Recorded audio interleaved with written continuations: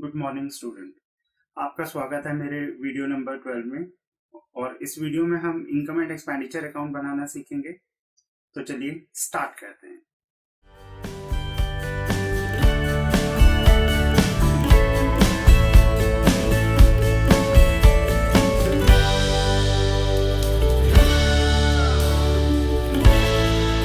Welcome back. तो देखिए, इस वीडियो में हम आज जो है नॉन प्रॉफिट ऑर्गेनाइजेशन कैसे इनकम एंड एक्सपेंडिचर अकाउंट बनाती है वो हम सीखेंगे।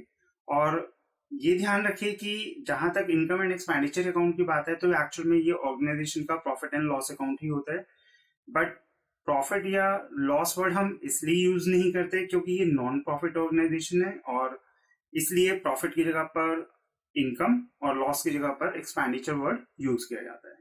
तो एक तरीके से इनकम एंड एक्सपेंडिचर अकाउंट जो है, अगर हम नेचर की बात करें तो ये नॉमिनल अकाउंट होता है।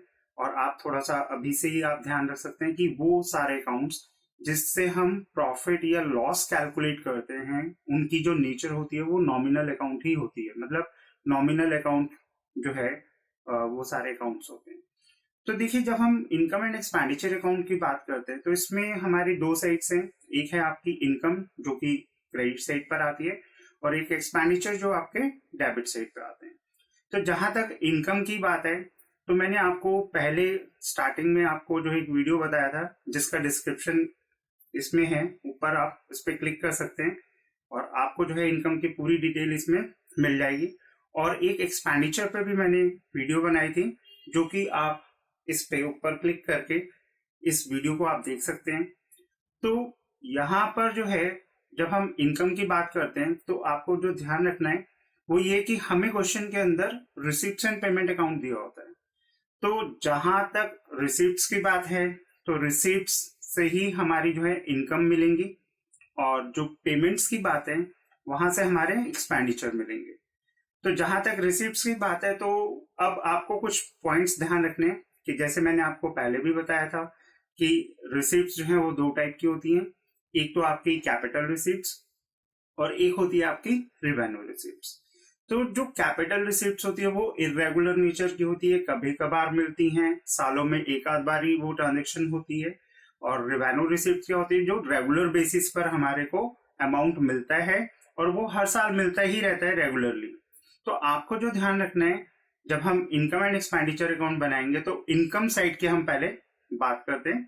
तो इनकम साइड पर आपको जो है सिर्फ और सिर्फ रिवेन्यू रिसिप्ट्स लेनी है, कैपिटल रिसिप्ट्स नहीं लेनी। ठीक है, तो जो भी रिवेन्यू रिसिप्ट्स होंगी उनमें जो भी नेसेसरी एडजस्टमेंट्स हैं वो आप करेंगे, अगर क्वेश्चन में दे रखी हैं तो वो आपकी इनकम साइड पर आएंगे। तो अब हम पहले थोड़ा सा इनकम की ही बात करते हैं। इनकम साइड पर क्या क्या आइटम आ सकती हैं या आती हैं, तो वो इस तरीके से है। तो सबसे पहले आपका क्रेडिट साइड पे बाय टोटल एक्रूड इनकम। अब देखिए, टोटल एक्रूड इनकम क्या होती है। एक्चुअल में ये वो इनकम है जो ड्यू तो होगी है ड्यूरिंग द ईयर, बट अभी भी उसका अमाउंट मिलना बाकी है। तो ज्यादातर इस टाइप की जो एडजस्टमेंट हो सकती हैं वो आपका हो सकता है इंटरेस्ट ऑन इन्वेस्टमेंट्स पर, इंटरेस्ट ऑन फिक्स्ड डिपॉजिट्स पर, ठीक है, या interest on any other securities.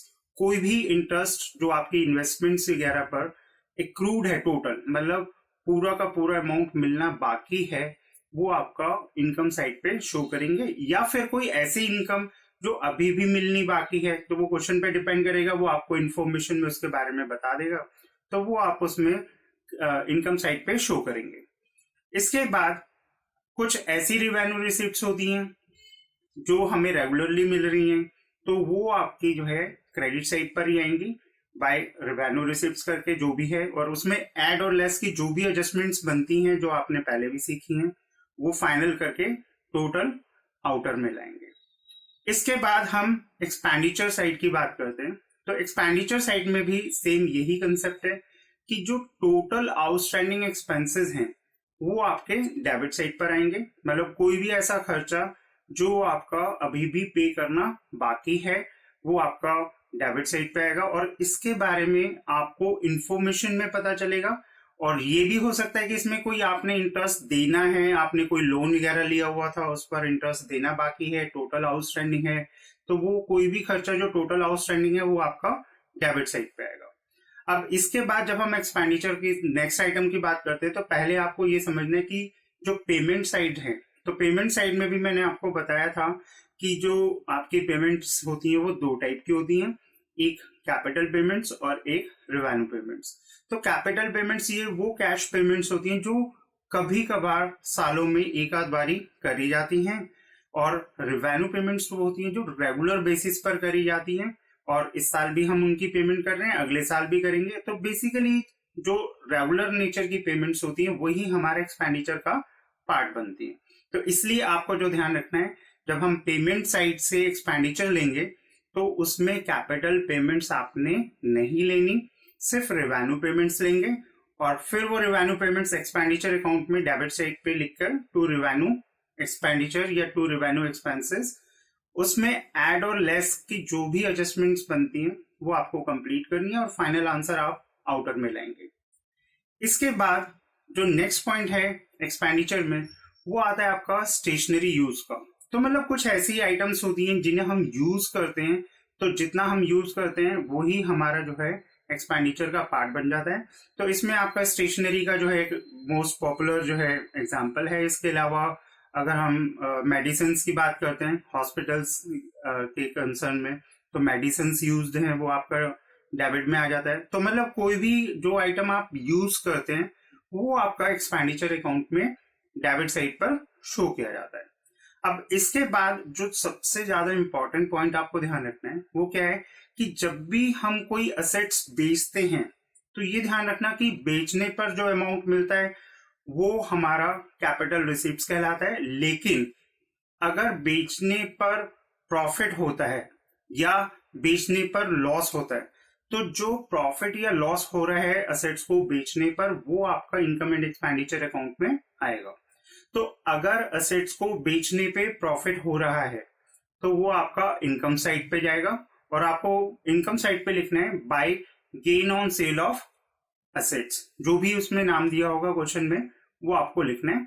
और अगर लॉस हो रहा है बेचने पर तो वो एक्सपेंडिचर साइड पे जाएगा, ऐसे आपने ध्यान रखना है। तो एक्सपेंडिचर में लिखेंगे to loss on sale of assets.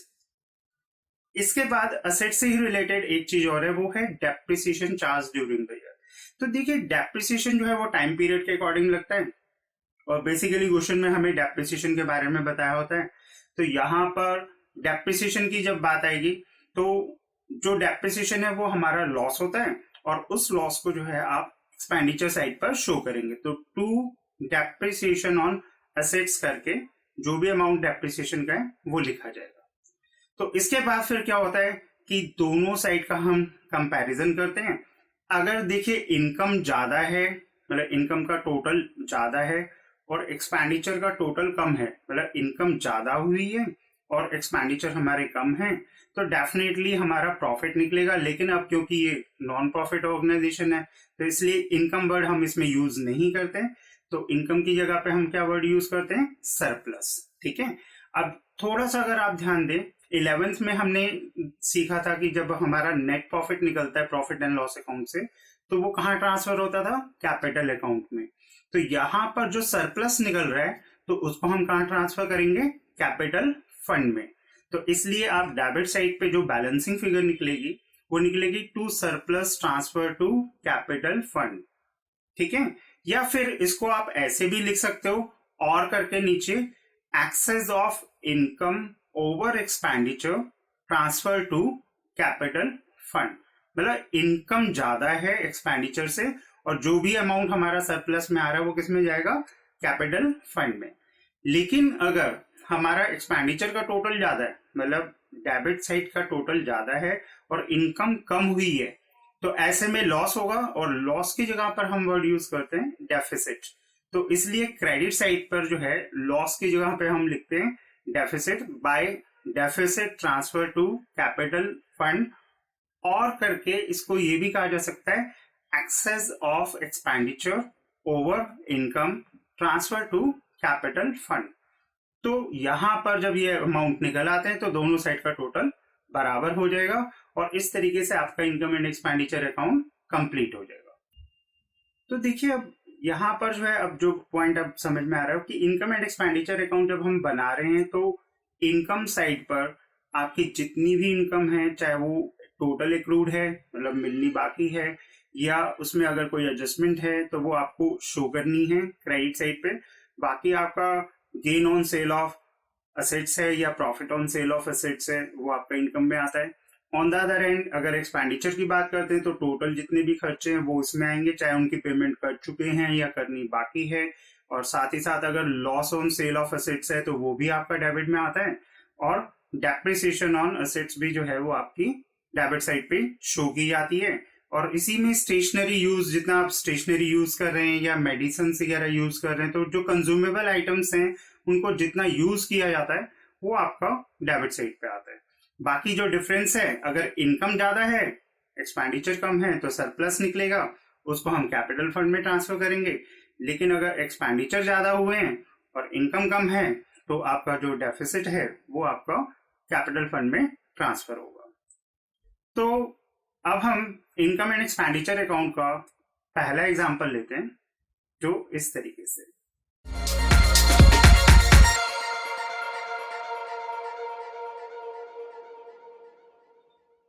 तो एग्जांपल नंबर 1 में prepare income and expenditure account of the Suri social club relating to 2021 from the figures given below.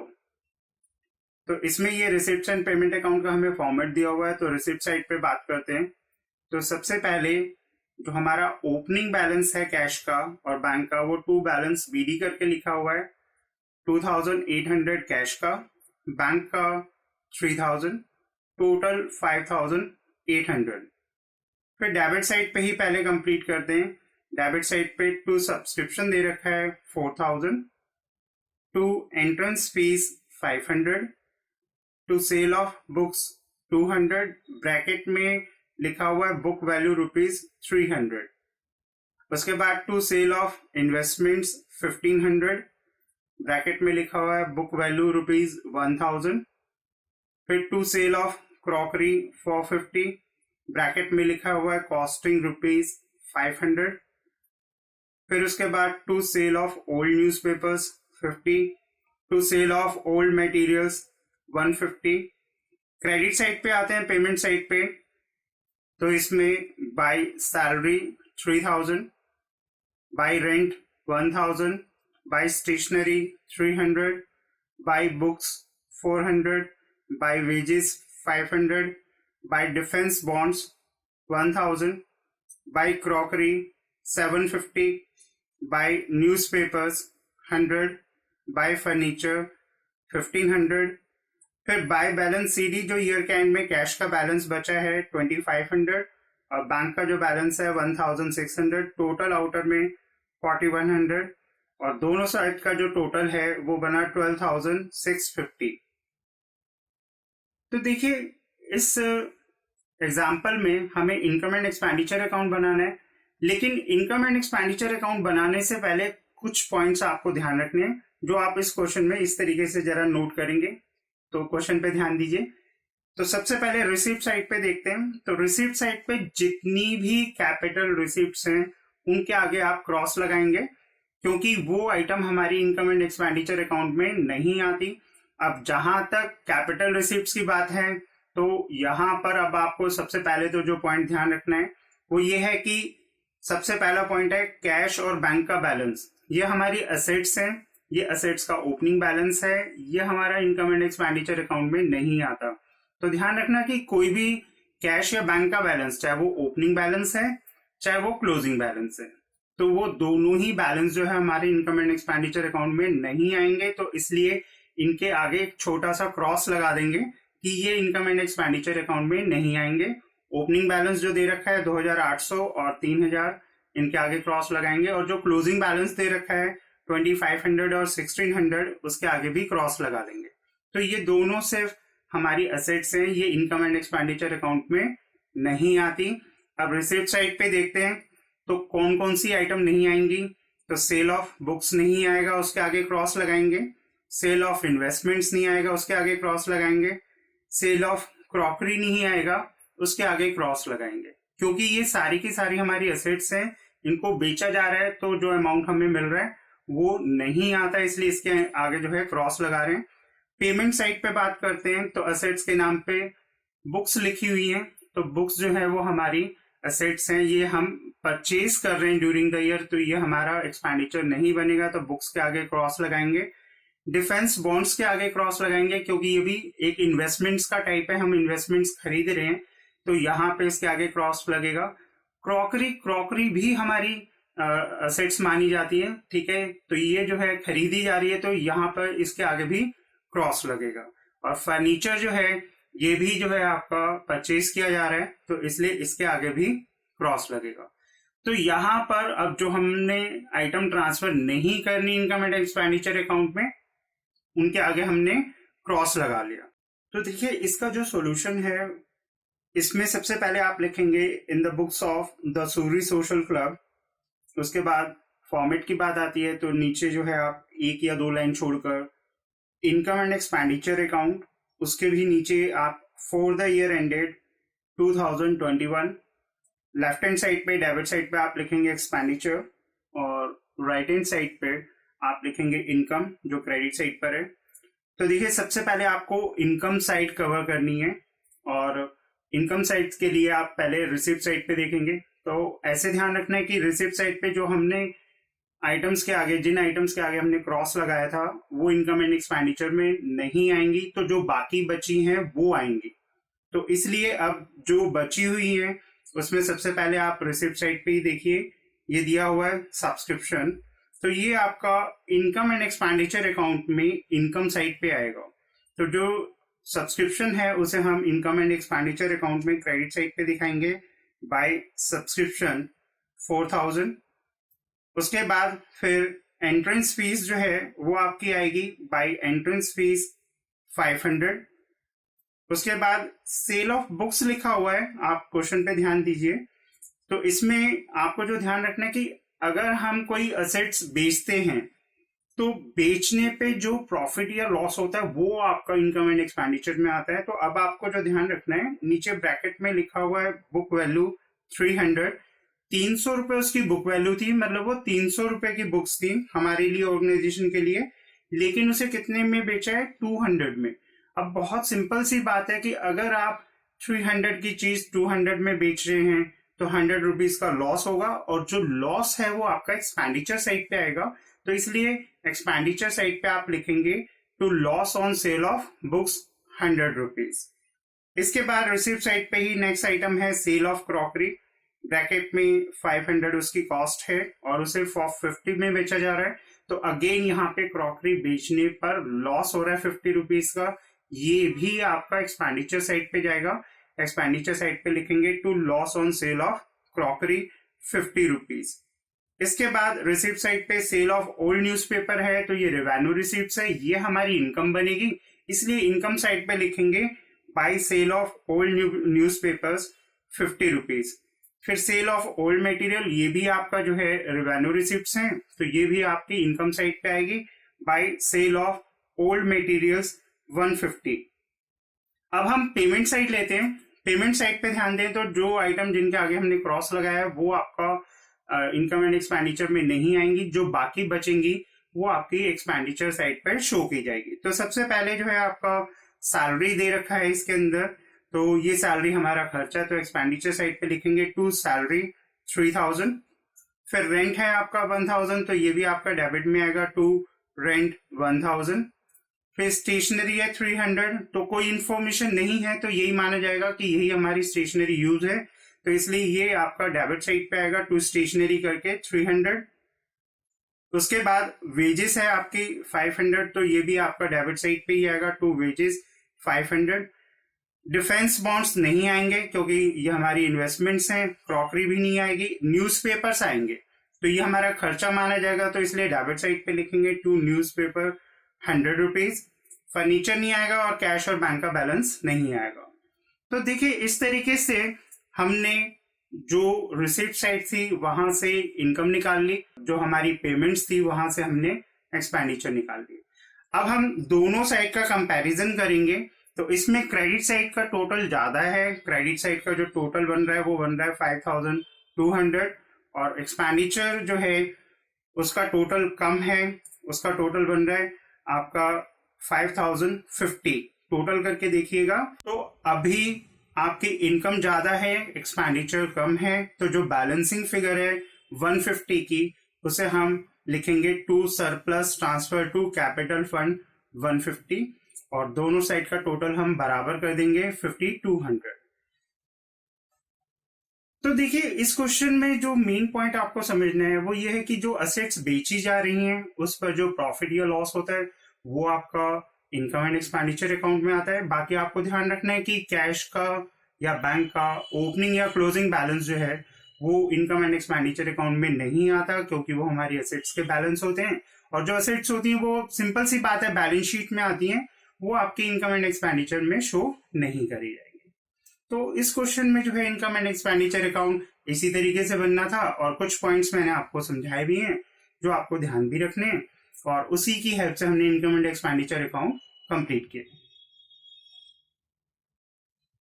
तो चलिए स्टार्ट करते हैं हम दूसरा example income and expenditure account के लिए।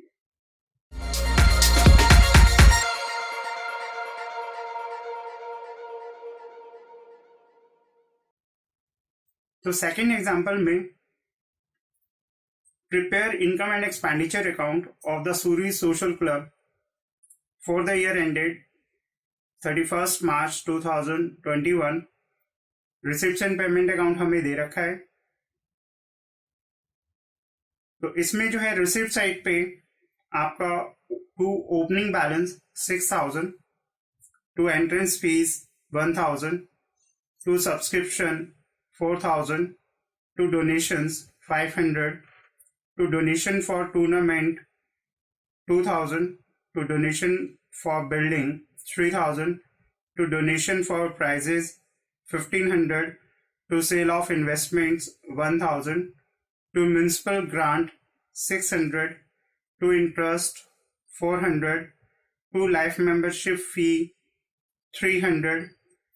पेमेंट साइड पे आएंगे तो by salary and wages 2500, by rent and rates 1800, by telephone charges 700, by lighting charges 500, by travelling expenses 250, by office expenses 450, by steel अलमीरा 1500, by government securities 3000, by postage 350, by refreshments 500, by insurance 750, by closing balance 8000 और दोनों side का जो total है वो है 20,300। तो देखिए अब इस क्वेश्चन में हमें रिसिप्ट्स एंड पेमेंट अकाउंट दिया हुआ है और हमें इनकम एंड एक्सपेंडिचर अकाउंट बनाना है। तो अगेन अब आपको जो है पहले रिसिप्ट साइड पर और जो पेमेंट साइड है उसमें उन आइटम्स के आगे क्रॉस लगाने हैं जो इनकम एंड एक्सपेंडिचर अकाउंट में नहीं जाएंगे। तो अब वो कौन कौन सी है देखिए। सबसे पहले आपका जो क्रॉस आएगा रिसिप्ट साइड को कंप्लीट करते हैं पहले। टू ओपनिंग बैलेंस, एक्चुअल में ये कैश और बैंक का ओपनिंग बैलेंस है इसलिए इसके आगे क्रॉस लगाएंगे।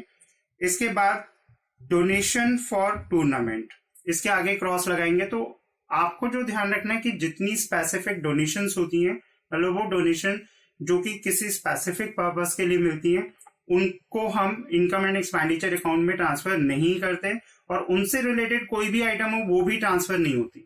तो यहां पर डोनेशन फॉर बिल्डिंग के आगे भी क्रॉस आएगा, डोनेशन फॉर प्राइजेस के आगे भी क्रॉस आएगा, सेल ऑफ इन्वेस्टमेंट्स इसके आगे भी क्रॉस आएगा, ये कैपिटल रिसिप्ट्स है हमारी, और लाइफ मेंबरशिप फीस इसके आगे भी क्रॉस आएगा, ये भी हमारी कैपिटल रिसिप्ट्स है। पेमेंट साइड पे आते हैं तो पेमेंट साइड पे आपका क्रेडिट साइड पे बाय स्टील अलमीरा उसके आगे क्रॉस आएगा, बाय गवर्नमेंट सिक्योरिटीज ये एक्चुअल में हम परचेज कर रहे हैं, इन्वेस्टमेंट्स का ही एक टाइप है तो इसके आगे क्रॉस आएगा।